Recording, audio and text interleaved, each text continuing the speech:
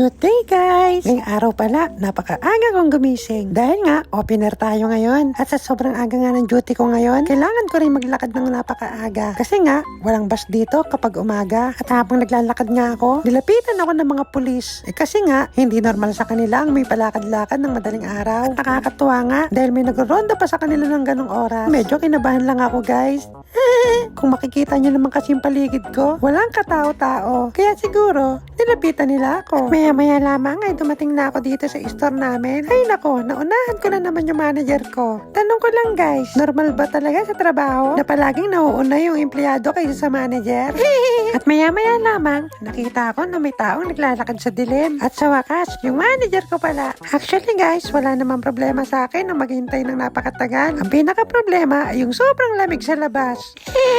At maya-maya lamang, nakapasok na kami at nagsimula na ako. At eto na nga yung isa sa pinakamahirap sa akin pagka nag-opening ako. Sobrang antok ko guys. At makalipas ang 3 oras, nag-break time na ako. At sobrang na-miss ako sa labas. Na para bang may lalabas na halimaw sa taas. At ngayon ko lang naisip na sa kanan ako pa pala mararanasan yung bagyo.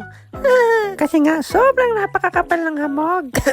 At after 8 hours, nag-out na rin ako. At may pupuntahan tayo rito guys. Pupunta tayo sa Mount Fuji. Oo, tama kayo, sa Mount Fuji. Kasi hindi lang sa Japan ang meron nun. Meron din dito sa Canada. At ayan na, nakita na natin ang Mount Fuji sa Canada. Grabe, sobrang napakataas na snow. Na para bang Mount Fuji.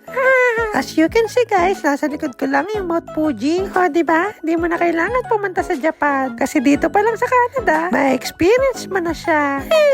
At kahit napakakapal ng snow, talagang sa gubat pa din ako dumaan. Problema nga lang guys, pag sobrang kapal ng snow at napakadami, at sinabayan pa ng araw, sobrang nakakasilaw sa mata. Akala nyo nagpapapogi lang ako dyan guys. Ang totoo, sobrang sakit talaga sa mata niyan. Kaya naman mas pinili ko tumingin na lang sa langit. At least, hindi maliwanag.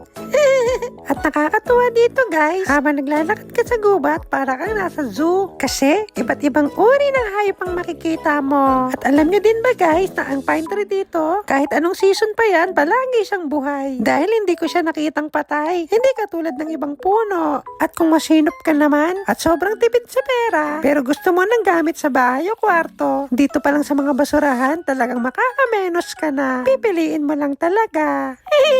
At ito nga pala yung apartment namin dito. Sobrang magkakamukha lang sila, pero magkakaibang may-ari niyan. Kaya magkakaiba din ng presyo. At alam nyo ba guys, na lahat ng yan ay merong basement. At ang swerte nga namin, napunta kami sa 4th floor. Kaya tuloy, for the exercise kami lagi.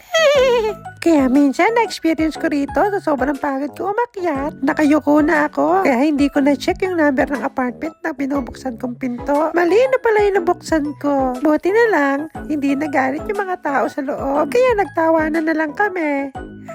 At kinagabihan nga, pumunta ako sa kapitbahay naming Pilipino para makapagpagupit ako. Hanggat maaari kasi ayoko na rin magpagupit sa mga barbershop dito kasi napakamahal ng bayad. Tapos hindi pa satisfy yung gupit nila. Dito kay Boss Ronnie, $10 lang ang bayad mo. Minsan nga kahit alak lang pwede na. Ayun nga lang guys, iniinom na yung alak habang nagugupit kayo. Kaya malamang sa malamang, baka wala ka na ring tenga pagkatapos. Kasi nga, lasing na yung barbero.